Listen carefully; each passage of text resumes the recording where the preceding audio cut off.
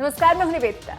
देश में महिलाओं के खिलाफ अपराध जिस दिन रुक जाएंगे उस दिन से शायद ये देश खुशहाली की तरफ बढ़ चलेगा। अभी जो महिलाओं के खिलाफ अपराध चरम पर है, उससे देश की आधी आबादी घर से निकलते वक्त हमेशा डर के साए में होती है कि कहीं कुछ अनहोनी न हो जाए। ऐसे वक्त में जब महाराष्ट्र की सरकार ने महिलाओं के खिलाफ हो रहे अपराध पर लगाम लगाने के लिए एक महत्वपूर्ण कदम उठाया, तो अन्य राज्यों में तो एक मिसाल के तौर पर इसे लिया ही गया। साथ ही बीजेपी के भी नेतागण उद्धव सरकार के इस कदम की सराहना करने से खुद को रोक नहीं पाए। बीजेपी की फायर ब्रांड नेता साध्वी प्राची ने इस कदम को सराहा है। कहा है, महाराष्ट्र सरकार ने अन्य राज्यों के लिए एक मिसाल पेश की है। केंद्र सरकार को भी पूरे देश में दुष्कर्म के आरोपियों को एक निर्धारित समय में मौत की सजा का प्रावधान करना चाहिए, ताकि इस तरह के जघन्य अपराध पर अंकुश लग सके।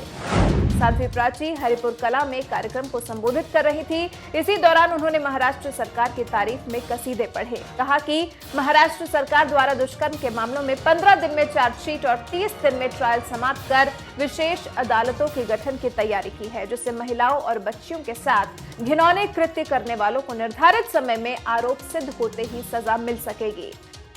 साध्वी प्राची के मुताबिक न्याय में देरी होने की वजह से पीड़िताएं इस जंग को अक्सर हार रही थी। बीजेपी नेता साध्वी प्राची ने कहा कि इसी तरह के कानून की जरूरत अब देश के प्रत्येक राज्य में है। केंद्र सरकार को भी ऐसे दुष्कर्मियों के मन में खौफ बैठाने के लिए पूरे देश में ऐसे मामलों में मृत्यु दंड का प्रावधान करना चाहिए, जिससे कि देश की बेटियों के साथ होने वाली इन घिनौनी वारदातों पर अंकुश लग सके।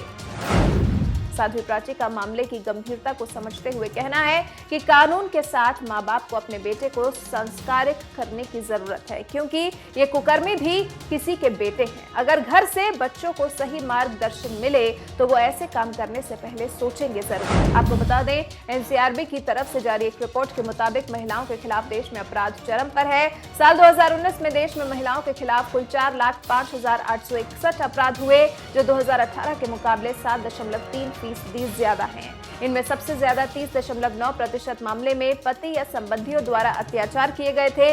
वहीं रेप के इरादे से हमला करने के मामलों की हिस्सेदारी 21.8% रही।